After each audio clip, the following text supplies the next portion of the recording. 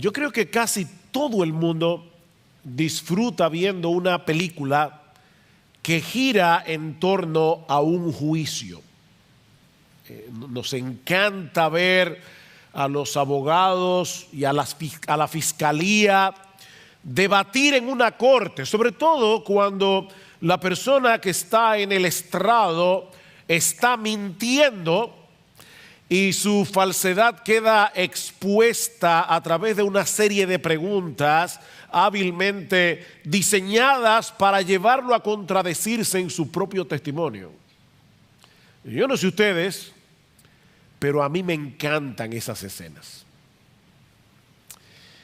Bueno, esto es básicamente lo que nosotros tenemos en el pasaje que vamos a estudiar en la mañana de hoy al reasumir nuestra serie de exposiciones en la carta del apóstol Pablo a los romanos.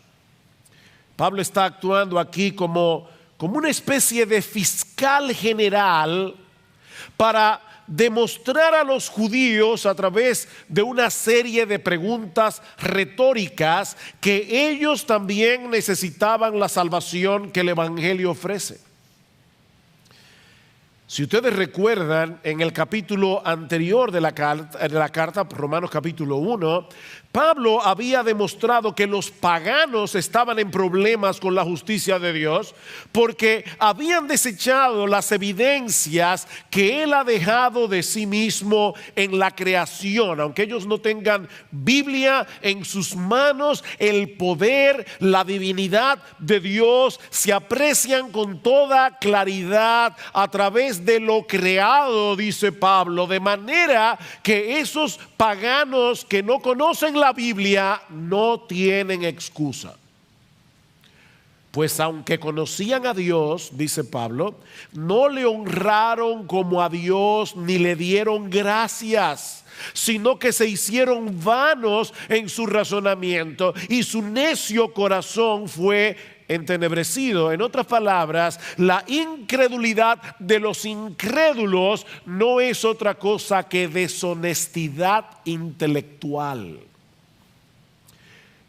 Ellos se hacen el tonto. Ellos quieren hacer creer que no saben lo que saben acerca de la existencia de Dios. Pablo dice que ellos resisten intencionalmente lo que Dios revela de sí mismo en la creación, y esa deshonestidad intelectual produce como consecuencia una vida depravada, dice Pablo.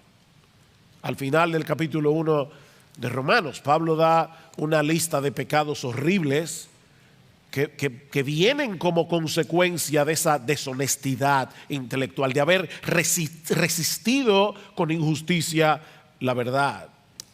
Cuando el hombre decide obviar las evidencias y echar a Dios a un lado, no solo se hace vano en su razonamiento, sino también depravado en su conducta.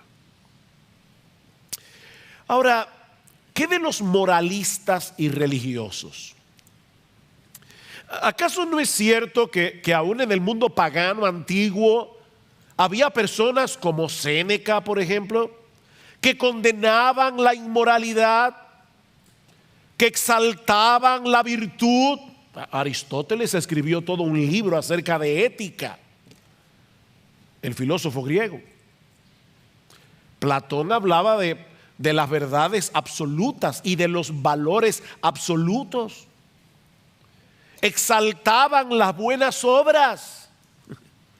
Siempre ha habido gente así en el mundo.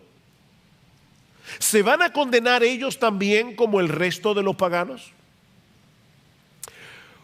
¿O qué podemos decir de los judíos, el pueblo escogido por Dios en el Antiguo Testamento? Muchos de ellos manifestaban una conducta realmente opuesta a la cultura del mundo greco-romano, por lo menos lo que ellos profesaban con sus labios. ¿En qué posición se encuentran los judíos frente a la justicia de Dios? De hecho, yo creo que los cristianos, muchos cristianos evangélicos en el día de hoy están confundidos con respecto a ese tema. Bueno, eso es lo que Pablo va a responder ahora a partir del versículo 17 del capítulo 2 que vamos a considerar esta mañana. Como veremos en un momento, lo que Pablo quiere demostrar es que los judíos también estaban en problemas. Los paganos están en problemas, los gentiles, las naciones del mundo están en problemas, los judíos están en problemas. De hecho, su condición es aún peor que la de muchos paganos, dice Pablo, porque ellos no se ven a sí mismos como personas en problemas. Se sentían demasiado confiados por ser judíos. Lo mismo que sucede con mucha gente en el día de hoy. Y quizás hay algunos sentados aquí esta mañana. Esto es serio, mis hermanos. Personas que van camino a una condenación a la sombra de un púlpito. Personas que pertenecen a una iglesia evangélica y que van camino al infierno, autoengañados, pensando que son lo que no son. Así que por favor, no cierres tus oídos a este mensaje, aunque tú no seas judío. Vamos a hablar de los judíos, pero no apagues el receptor. No lo apagues, pensando que Pablo está abordando un tema aquí que no tiene que ver con nosotros en el día de hoy, porque lo que Pablo señala de los judíos en este pasaje que vamos a estudiar de Romanos 2 es un problema bastante común. El problema del autoengaño. Mucha gente se engaña a sí mismo en lo que respecta a su verdadera condición espiritual. Y es por eso que nosotros encontramos tantas advertencias en el Nuevo Testamento con respecto al autoengaño. Yo creo que pocos pasajes del Nuevo Testamento son tan aterradores como las palabras del Señor Jesús en Mateo capítulo 7 versículo 21. No todo el que me dice Señor, Señor entrará en el reino de los cielos, sino el que hace la voluntad de mi Padre que está en los cielos. Muchos me dirán en aquel día, no pocos, Señor, Señor, no profetizamos en tu nombre y en tu nombre echamos fuera demonios. Y en tu nombre hicimos, otra vez, muchos milagros. ¿Ustedes se imaginan eso? Personas que profetizan, que aparentemente tienen la capacidad de echar fuera demonios, que hacen muchos milagros. Y Jesús les va a decir en el día del juicio, yo nunca os conocí. Nunca. Apartaos de mí, hacedores de maldad. Bueno, la pregunta que yo quiero responder en esta mañana es, ¿cómo podemos estar seguros tú y yo de que no vamos a estar en ese grupo? Sí, yo estoy predicando a los amigos que están de visita en el día de hoy, pero yo estoy predicándole a los miembros de Iglesia Bíblica del Señor Jesucristo. ¿Cómo podemos estar seguros tú y yo de que no vamos a estar en ese grupo? En ese grupo de personas que mueren con la convicción de que van a recibir un veredicto favorable en el tribunal de Dios para encontrarse con la triste realidad de que estaban engañados. Bueno, Pablo hace dos cosas en este pasaje para ayudarnos a responder esta pregunta tan importante.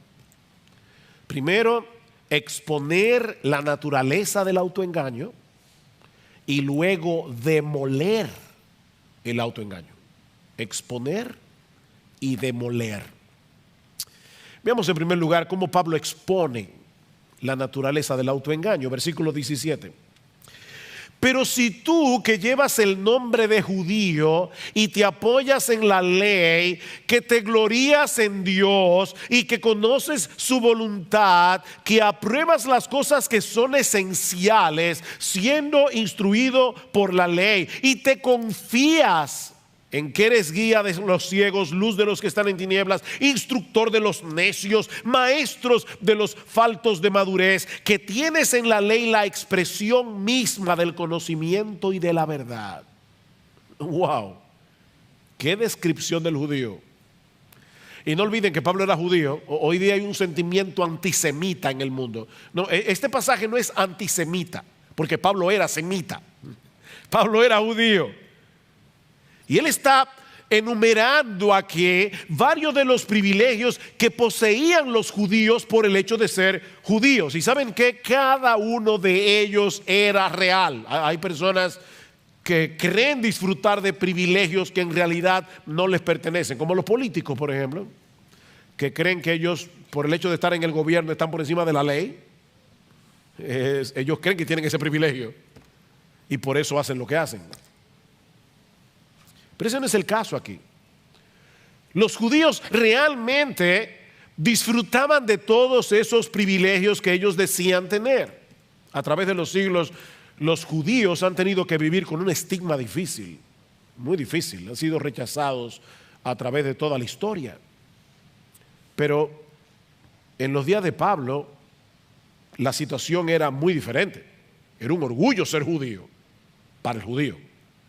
De ahí el primer privilegio que Pablo señala en este pasaje, al referirse a este hombre imaginario con el que él está hablando, dice: pero tú que llevas el nombre de judío, y lo lleva como un honor, tú que llevas el nombre de judío.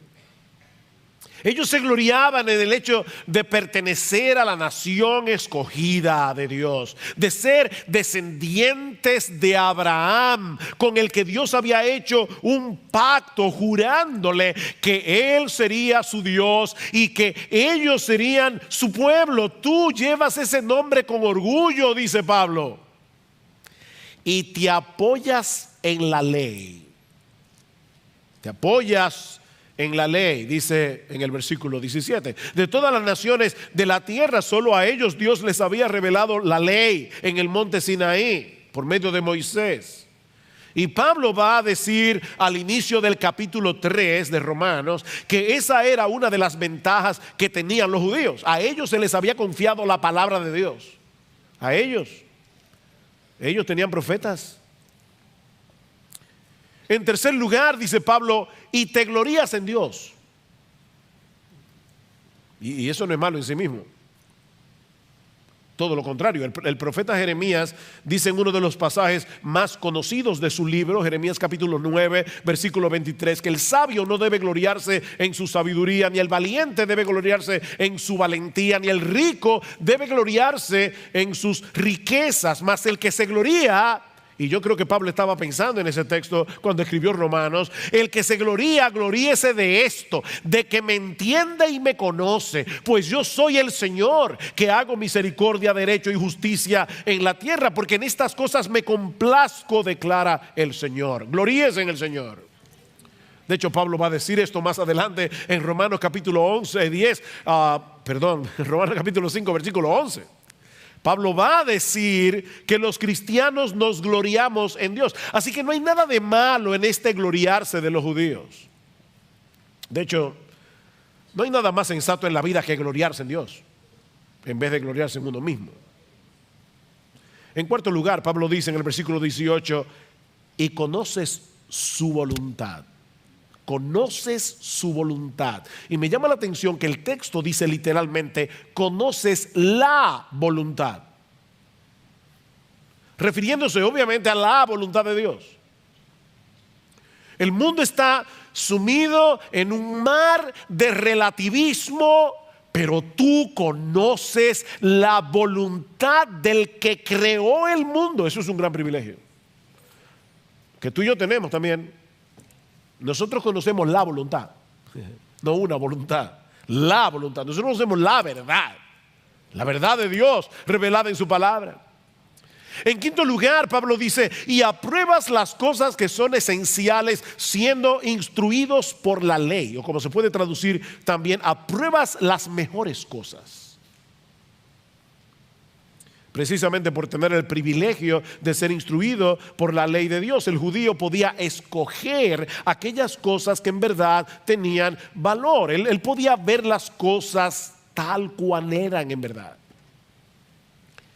Y por todas esas razones, y en sexto lugar, Pablo dice que el judío se veía a sí mismo como alguien competente para enseñar la verdad a otros. En medio de este mundo entenebrecido, ellos eran el faro de Dios para la humanidad. Versículo 19, y te confías en que eres guía de los ciegos, luz de los que están en tinieblas, hablando de los gentiles, instructor de los necios, maestros de los faltos de madurez, tal vez para hablar de los prosélitos que se hacían judíos siendo gentiles, que tienes en la ley la expresión misma del conocimiento y de la verdad. Los judíos tenían una gran ventaja sobre las naciones gentiles que no habían recibido la luz de la revelación divina. Ellos tenían muchos privilegios. ¿Cuál era entonces su problema? Que por el mero hecho de tener esos privilegios, ellos pensaban que estaban exentos del juicio y de la ira de Dios. No. Nosotros somos el pueblo escogido. Ellos veían sus privilegios como una especie de refugio que los iba a librar del desastre cuando tuvieran que enfrentarse delante del tribunal de Dios. Recuerden, mis hermanos, porque hace ya unos domingos que detuvimos la serie de Romanos, que esta porción de la carta, en esta porción Romanos 1:18 a Romanos capítulo 3 versículo 20, Pablo está tratando de demostrar que la necesidad del evangelio es universal. Todo el mundo necesita el evangelio, no importa de qué raza, de qué nación.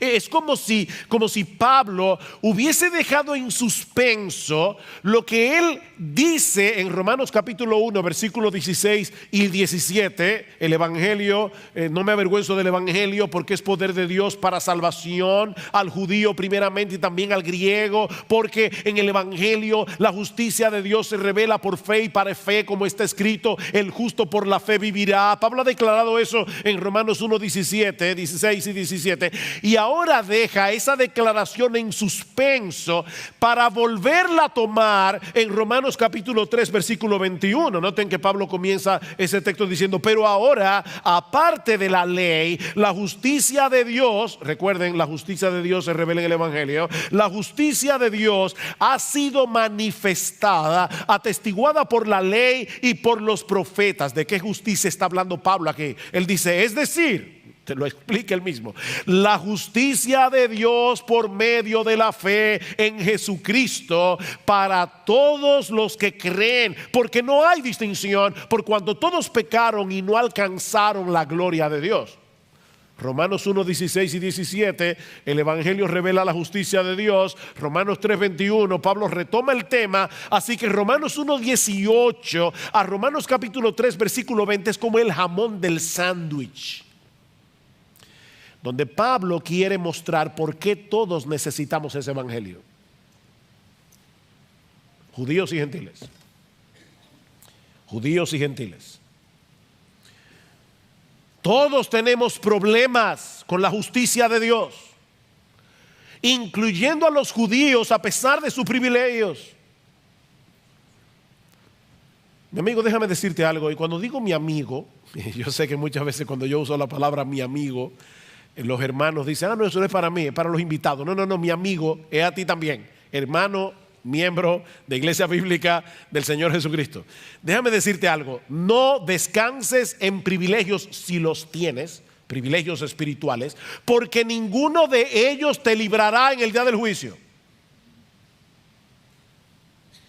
Nadie será salvo por haber crecido en un hogar cristiano. Nadie será salvo por haber asistido durante años a una iglesia en la que se predica fielmente la palabra de Dios. Nadie será salvo por el hecho de tener buena doctrina, porque nadie se salva por su teología. Nadie va a llegar al cielo por causa de su confesión de fe. Señor, tú sabes que yo tenía la confesión de fe de Londres de 1689. Yo creí en la sana doctrina. Olvídate de eso. Yo me bauticé en Iglesia Bíblica del Señor Jesucristo. Olvídate de eso. Olvídate de eso. Olvida tus privilegios Y mucho menos confíes en digo, si es que tú crees que es un privilegio ser miembro de esta iglesia. Y mucho menos confíes en tu conducta moral. O que fuiste bautizado en cualquier iglesia, no importa la denominación que sea. Mira, ni siquiera confíes en tu esfuerzo por obedecer la ley de Dios. Porque nunca ha habido nadie, aparte del Señor Jesucristo, que haya podido cumplir esa ley perfectamente. Lo que quiero decir, mis hermanos y amigos que están aquí en esta mañana, es que los privilegios se convierten en una maldición cuando los intercambiamos por la persona de Jesús. Ese es el problema. Y déjenme decirles que aún los cristianos verdaderos pueden caer fácilmente en esa trampa. ¿Saben que cuando nosotros nos convertimos al Señor Jesucristo, se instala en nuestro corazón el software de la gracia, el sistema operativo de la gracia, en el momento de nuestra conversión? Pero como el pecado todavía mora en nosotros, el sistema operativo de las obras es como un virus cibernético que está tratando de dañar el sistema operativo de la gracia. Así que todo el tiempo tenemos que estar luchando con el católico romano que tenemos en el corazón. Tú y yo somos fariseos en recuperación. Tenemos que luchar con ese problema y fácilmente podemos caer en la trampa de lo que alguien ha llamado el moralismo cristiano. Moralismo cristiano.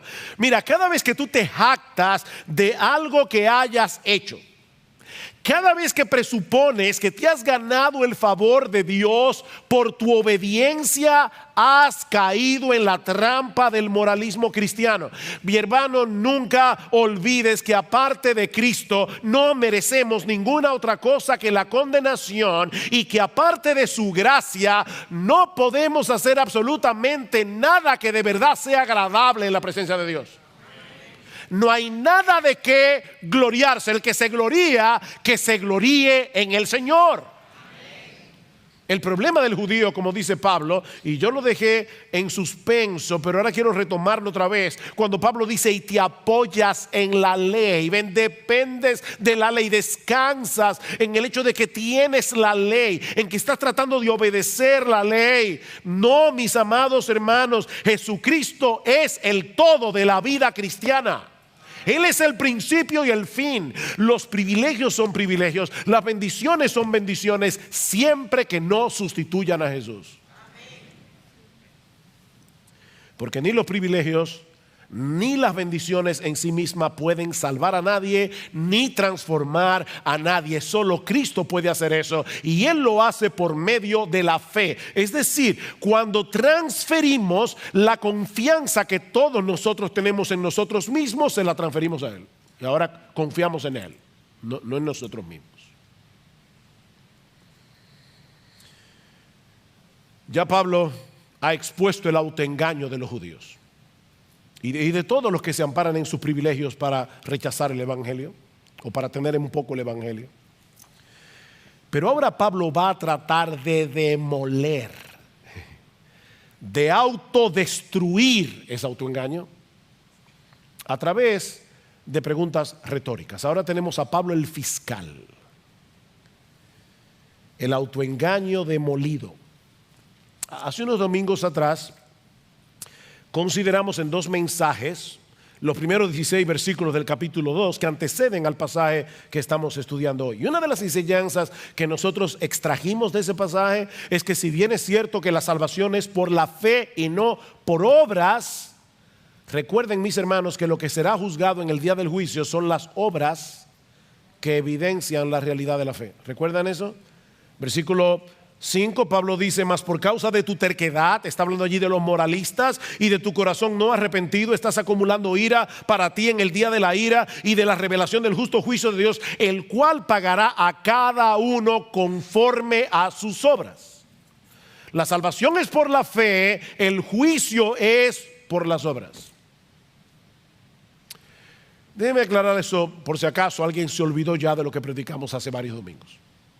Por ejemplo, definitivamente nadie se va a salvar por obedecer los mandamientos. Eso lo sabemos todos.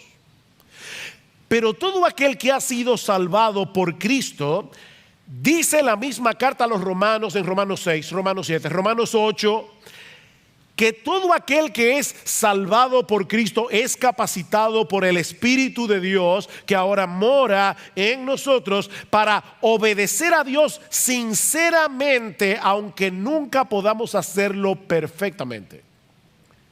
El que me ama, mi palabra guardará. ¿Recuerdan? Si me amáis, guardad mis mandamientos, dice el Señor en Juan capítulo 14. Esa obediencia movida por la gratitud, no por un deseo servil y temor de que si yo no hago esto me va a partir un rayo. No. La obediencia movida por la gratitud, la obediencia movida por el deseo de que Dios sea glorificado en mi vida, es una evidencia de que somos salvos. Pero estos judíos de los que Pablo está hablando aquí y de todos los que son como ellos, se gloriaban en el hecho de tener la ley y de enseñársela a otros, pero al mismo tiempo ellos desobedecían esa ley de diversas maneras. Vean el versículo 21. Aquí comienza el fiscal, la fiscalía. Tú pues que enseñas a otro, ¿no te enseñas a ti mismo? ¡Pum! Primer misil. Miren, este es un pecado muy común. El decir a otros lo que deben hacer y con insistencia, cuando nosotros mismos vivimos por estándares muy inferiores. Eso fue lo que el Señor Jesucristo señaló de los escribas y fariseos en su famoso discurso de Mateo 23. ¿Recuerdan lo que les dice el Señor? En la cátedra de Moisés se sientan los escribas y los fariseos. Así que todo lo que os digan que guardéis, guardadlo y hacedlo. Ellos enseñan la sana doctrina. Son ortodoxos en su enseñanza. Mas no hagáis conforme a sus obras, porque dicen y no hacen. Porque atan cargas pesadas y difíciles de llevar y las ponen sobre los hombros de los hombres, pero ellos ni con un dedo quieren moverlas. ¿Ven el problema? En otras palabras, ellos enseñan la doctrina correcta, pero son unos hipócritas. Porque no ponen en práctica las mismas cosas que ellos le dicen a otros que deben hacer. Hoy es el Día de los Padres. Lo siento, padres, pero déjenme decirles algo. Yo creo que los padres somos muy vulnerables a caer en ese pecado cuando instruimos a nuestros hijos. De verdad, piensa en todo lo que tú le demandas a tus hijos. Que obedezcan a la primera voz. ¿No es así? No, que me obedezcas, que me hagas caso. Sobre todo, que me honres porque soy tu papá. Y muy bien, los hijos deben aprender a obedecer, los hijos deben aprender a honrar a sus padres. Ahora yo te pregunto, y es una pregunta que me hago yo mismo también, es un autoexamen para todos. ¿Tenemos nosotros los padres esa misma diligencia para obedecer y honrar a nuestro Padre Celestial? Es muy fácil decirle a los hijos, haz esto, haz aquello. ¿Qué tan serio nosotros tomamos la lectura regular de la Biblia para aplicar en nuestras vidas las cosas que leemos en su palabra? O sea, hay dos preguntas aquí. ¿Qué tan en serio tú tomas la lectura regular de la Biblia? Porque eso es escuchar a tu padre. Tú le dices a tus hijos, tú no le dices a tus hijos, oye, que me oigas. A veces tú le estás hablando a tus hijos y ellos están con un celular. ¿Ha pasado eso? Y tú le dices, no, apaga el celular y escúchame. Yo a veces me imagino a Dios diciendo lo mismo, que apague el celular ese y que me escuche. Y Él habla a través de su palabra. Entonces nosotros le decimos a nuestros hijos, escúchame, y Dios te dice, sí, escúchame. que yo soy tu padre, escúchame. Y no me escuches simplemente para decir que hiciste el devocional. Escúchame para hacer lo que leíste. Escúchame. Dice Martin Lloyd-Jones, hablando de este problema: cuando lees tu Biblia día tras día, ¿te aplicas su verdad a ti mismo? ¿Qué pretendes cuando lees la Biblia? ¿Solo tener conocimiento de ella para después mostrar a los demás lo mucho que sabes y para tener argumentos para discutir? ¿O realmente quieres aplicar su verdad a ti mismo? Y ahora dice Martin Lloyd-Jones: mientras leas, háblate a ti mismo y dile a tu alma: esto es para mí. Permite que la escritura te examine. Si no lo haces, puede ser muy peligroso. Me llamó la atención esto último que dice Lloyd-Jones. En un sentido, mientras más conoces de la Biblia, más peligro corres si no te la aplicas a ti mismo. ¿Se dan cuenta que ese problema no era solo de los judíos? Antes de que intentemos aplicar la Biblia a otros, debemos comenzar con nosotros mismos. Pero estos judíos, en su hipocresía, se contentaban con tener la ley, enseñársela a los demás, aunque ellos mismos la desobedecían. Y Pablo da 3 ejemplos de esto. Versículo 21. Tú que predicas que no se debe robar, ¿robas? Usted, pastor, ahí sí yo me siento libre. Robar. Miren, hay que ser muy sinvergüenza para uno decir claramente que está a favor del robo. Todo el mundo pretende ser una persona honrada. Y yo creo que es una de las cosas que la gente más dice. Yo soy una persona honrada. Pero déjame decirte que hay muchas formas de robar. No declarar todos nuestros ingresos a la hora de pagar los impuestos es un robo. Es un robo al gobierno. Pastor, pero ellos son unos ladrones a veces y eso no es problema tuyo. La Biblia dice: pagad a todos lo que debéis, al que honra, honra, al que impuesto, impuesto. ¿Tú robas cuando tú te coges la hora del almuerzo y la extiendes más allá de lo que debes? Le estás robando a tu empleador porque él te está pagando para que tú hagas un trabajo. Y mucho menos si te pones a ver en Facebook cuando deberías estar trabajando. Tú estás robando. Cuando tú sobrevaloras el precio de una propiedad al momento de venderle, eso es robar. Cuando tú no ofrendas lo que tú deberías ofrendar de acuerdo a tus ingresos, tú le estás robando a Dios. Hay muchas formas de robar. Y eso por solo citar algunos ejemplos. ¿De verdad tú eres tan honrado como creías? Versículo 22. ¿Tú qué dices que no se debe adulterar? ¿Adulteras? Uy, ahí sí metió el cuchillo hondo. Todos nosotros sabemos que la Biblia prohíbe las relaciones extramaritales. Y quizás hay muchos aquí que puedan decir: mira, yo siempre he sido fiel a mi esposa, a mi esposo.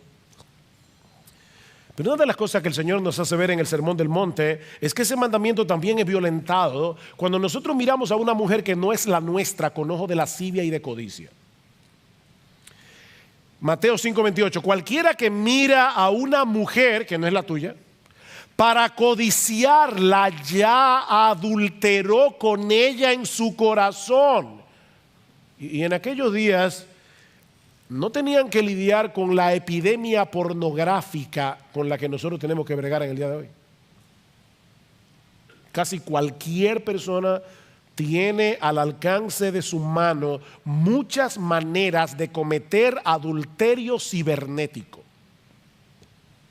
Viendo en el internet, en el celular, lo que no debe ver, sin que nadie, excepto Dios, se dé cuenta. Y otra vez yo te pregunto: ¿tú sigues pensando de ti mismo que eres una persona tan intachable moralmente hablando y que no necesitas del evangelio? O sea, tú nunca has codiciado tener lo que otro tiene, ni nunca se te han ido los ojos detrás de una mujer que no es la tuya? Nunca. El tercer ejemplo que usa Pablo en el versículo 22 es un poco complicado, es más difícil de entender. Dice: ¿tú que abominas de los ídolos saqueas templos? Los judíos en el Antiguo Testamento tenían muchos problemas con la idolatría hasta que Dios los envió cautivos a Babilonia. A partir de ese momento, cuando los judíos salieron de Babilonia, salieron hastiados de los ídolos y nunca más tuvieron problemas con la idolatría en un sentido literal. Ellos abominaban a los ídolos, ellos se burlaban de los gentiles que adoraban estatuas, que adoraban pedazos de madera como si fueran dioses. Fíjense que Jesús nunca acusó a los fariseos ni a los judíos de su tiempo de ser idólatras. Pero al mismo tiempo hay documentos de la época que revelan que los judíos no eran tan estrictos a la hora de utilizar los metales preciosos provenientes de templos paganos que habían sido saqueados. Y ellos decían: bueno, un ídolo no es nada en el mundo. Qué bueno que se libraron de adorar esas estatuas, ahora me la están vendiendo a mí.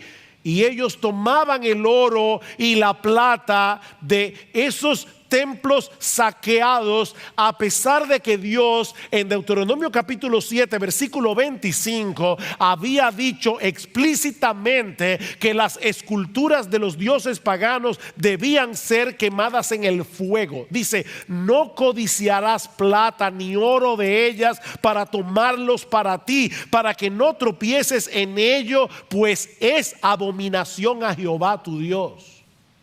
Y aparentemente es de eso que Pablo está hablando aquí.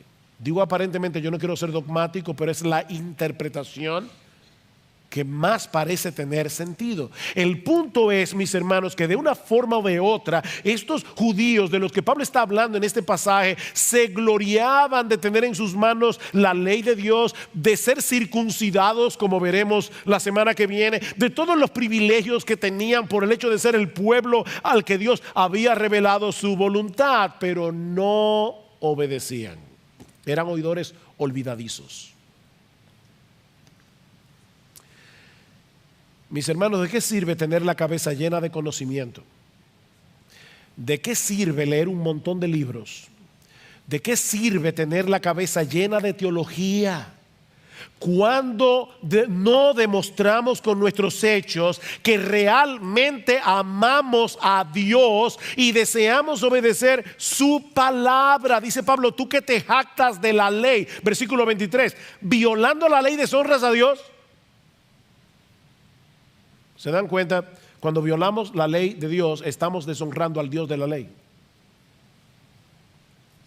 Por eso cuando amamos la ley de Dios, estamos amando al Dios de la ley. Oh, cuánto amo yo tu ley.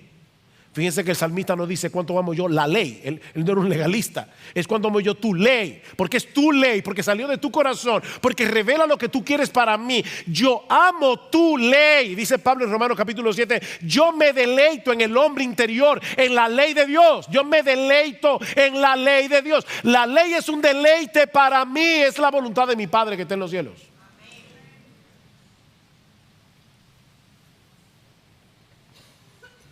¿Y saben lo que ocurre cuando los que dicen ser el pueblo de Dios viven así?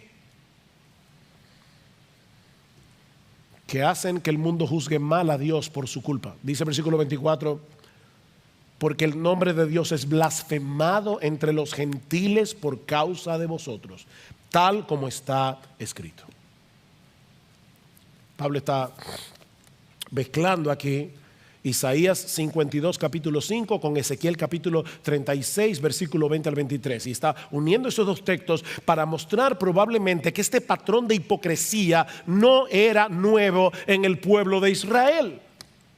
Mientras se gloriaban en ser el pueblo escogido por Dios, separados para Dios, vivían de tal manera que las naciones gentiles terminaban pisoteando el nombre de Dios que ellos invocaban por culpa de ellos. Y una vez más, mis amados hermanos, este es un pecado muy serio del que los evangélicos no están exentos.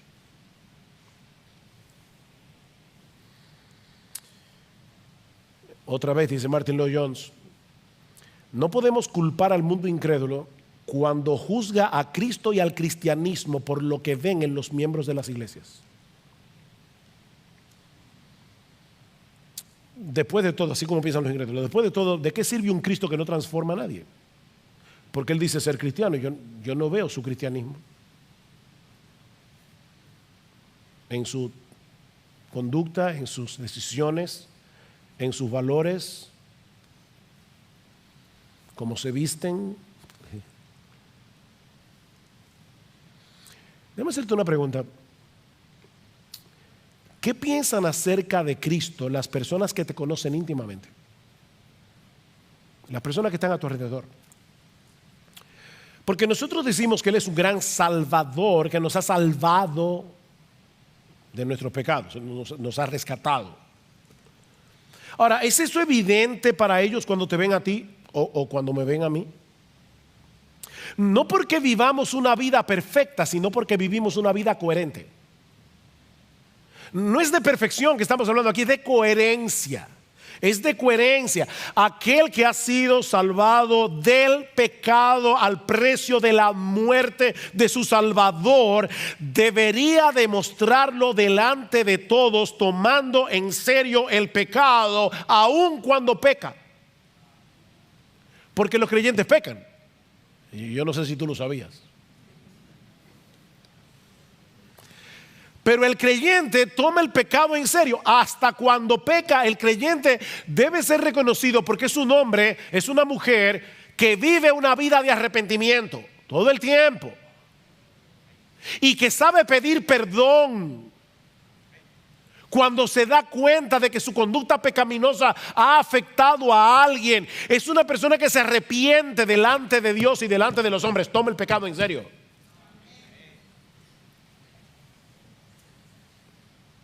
Por eso alguien decía que una vez anunciamos que somos cristianos, y debemos anunciarlo, debemos proclamarlo que somos cristianos, contraemos de inmediato una tremenda responsabilidad. Nuestros prójimos están mirando y observando cómo vivimos. Aseveramos grandes cosas acerca de Dios, dice este autor, y con toda razón, porque Dios es grande. Pero ellos lo juzgarán a Él según lo que vean en nosotros. Ellos, el mundo incrédulo, juzgará a nuestro gran Dios por lo que vean en ti y en mí. Por eso que dice este autor, es una tremenda responsabilidad. Llevamos el nombre de Cristo.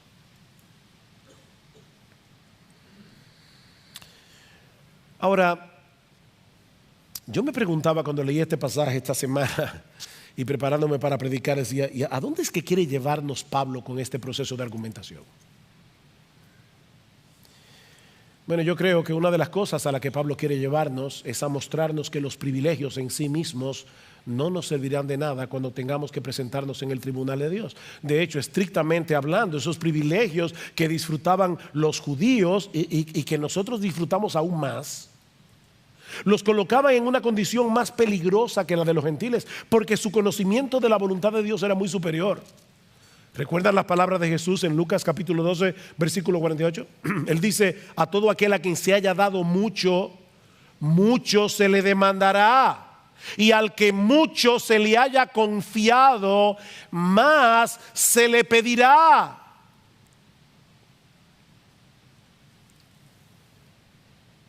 Y si tú has tenido el privilegio de estar bajo la influencia del cristianismo, y voy a hablar como loco aquí, perdónenme porque voy a hablar como loco, como dice Pablo en 2 Corintios 11. Si tú has tenido el privilegio de estar en una iglesia en la que yo creo de verdad de corazón que se trata de predicar fielmente la palabra de Dios, si tú has tenido ese privilegio domingo tras domingo, año por año, tu responsabilidad es aún mayor que de la de los judíos de los que Pablo está hablando en este pasaje.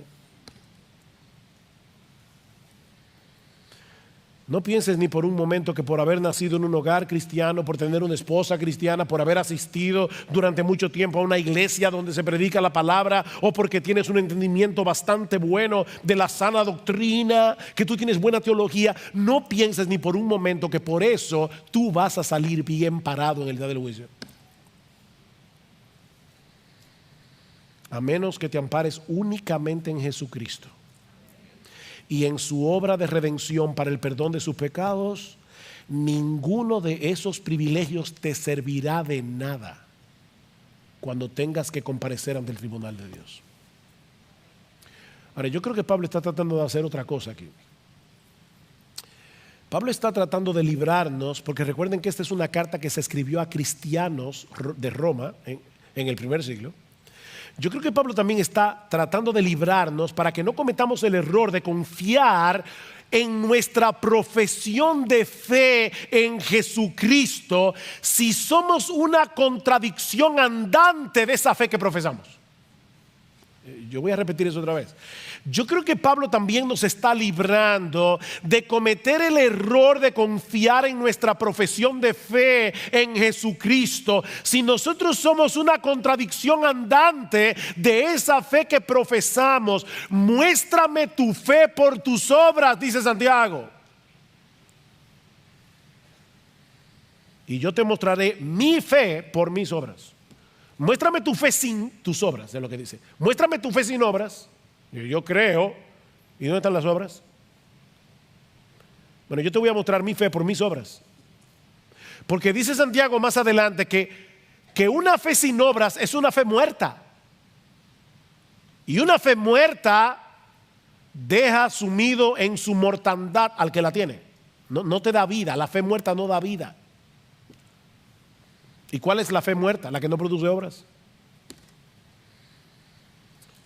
Mira, la Biblia enseña claramente que somos justificados delante de Dios por medio de la fe sola. Y esa palabra es importante. Fue esa palabra lo que hizo la diferencia en el siglo XVII, en la Reforma XVI, en la Reforma Protestante. Somos justificados por medio de la fe sola. La Iglesia Católica Romana cree que somos justificados por la fe, pero no por la fe sola, sino por la fe más las obras, más los sacramentos.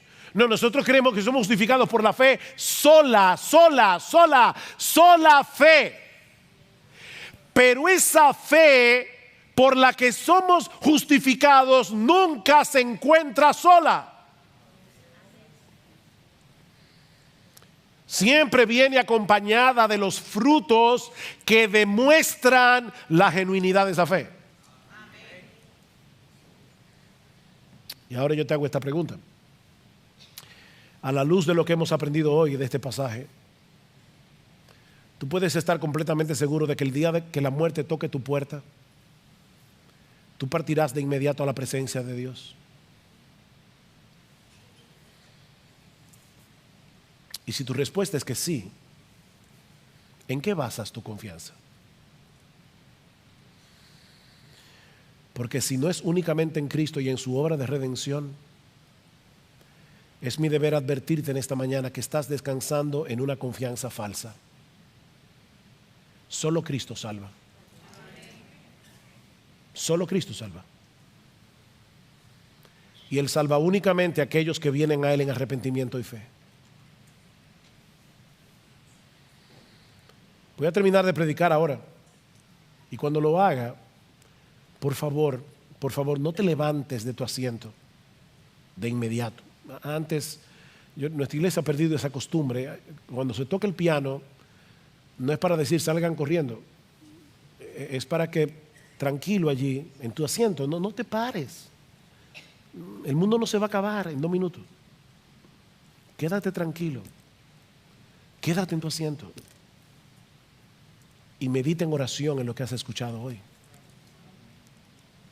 Pídele al Señor en oración que te ayude a examinar tu corazón. Dice el salmista en el Salmo 139, examíname, oh Dios, y conoce mi corazón. Él conoce nuestro corazón, pero Él está pidiendo, ayúdame a conocer mi corazón, pruébame y conoce mis pensamientos y ve si hay en mí camino de perversidad. Eso es el salmista orando. Y guíame en el camino eterno. Oh, que el Señor bendiga su palabra hoy, dándonos la sensibilidad y la objetividad que necesitamos para escudriñar nuestro corazón. Pero no te quedes ahí, no te quedes ahí. Los puritanos decían: por cada mirada que le des a tu pecado, mira 10 veces a la cruz. Una mirada al pecado, 10 veces mira a Jesús. Oh, mira a Cristo. Mira a Cristo, transfiérele a Él la confianza que tienes en ti mismo o en tu religión o en lo que sea que no sea en Él. Y el Señor te concederá el perdón de todos tus pecados y el don de la vida eterna, únicamente por gracia, únicamente por Cristo, únicamente por medio de la fe. Que el Señor nos ayude.